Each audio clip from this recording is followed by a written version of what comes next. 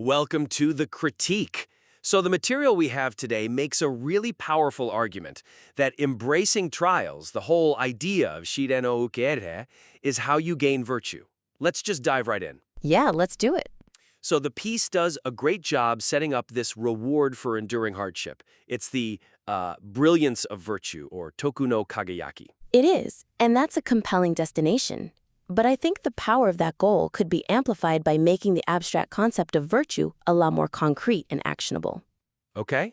The weakness really is that for a reader who is, deep in a struggle, a big abstract idea like toku no kageyaki can feel distant, almost unhelpful. Right. When the pain is high, you're looking for something tangible, not philosophy. Exactly. The brain just rejects it in favor of a concrete reward. That makes a lot of sense. But here's a question. If we make it too concrete, are we running the risk of, cheapening it? Trading this noble spiritual goal for something that sounds like a business KPI? That's the balance, and it's a crucial one. So the suggestion isn't to replace the spiritual meaning. It's to define the resulting virtue as a set of specific observable behaviors. You're giving it a physical manifestation. Precisely. We're showing what it looks like in the real world. Okay, so give me an example. How does that work in practice? Well, instead of just saying you'll gain virtue, you could specify the actual behaviors.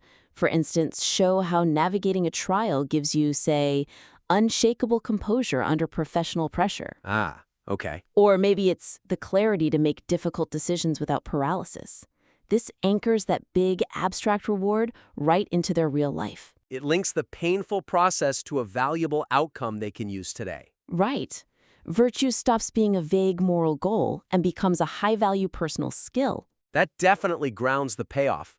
Okay, so let's shift gears a bit. Let's talk about the preparation, the section on the mindset for trials, the kokoro gamai. It lists these 3 internal directives: be strong, be honest with yourself, and be humble. All very solid. They're excellent anchors, but I think there's a potential failure point for the reader right at the moment of transition. Transition from what? From thinking to doing? Exactly. The material would benefit from clarifying the mechanism that translates that mindset into the first, difficult act of actually embracing the trial. I see that. There's a gap. Because when a crisis hits, even the best mindset can just, freeze up. The inertia of fear is powerful. So the reader needs a bridge, a single, simple step to get them moving. But how do you create that without making it feel like another huge demand? The key is to introduce a specific, low-friction action that embodies one of those virtues. It bridges that gap between the internal state and the external behavior. Low friction. So we're not talking about solving the problem. Not at all. We're just talking about initiating movement. So the action is almost foundational, like laying the first brick. Precisely. So if the virtue is be humble, the first concrete action might just be admitting to a trusted mentor, hey, this situation is overwhelming me right now. That small admission, it breaks the denial. It breaks the inertia. Or if the virtue is be honest with yourself, the action might be to just document the difficulty. Write down what's happening without assigning any blame. Again, it's a tangible first step toward acceptance, but it doesn't require a high-stakes solution right away. It just shows the reader how to start. Exactly. This is such a robust and compelling piece of work.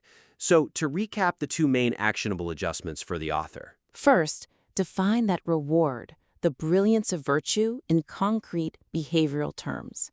Make the payoff visible and immediately relevant to the reader's actual life. And second, create a much clearer actionable link between that necessary mindset and the very first step, using those low-friction actions to just break the inertia. That's it.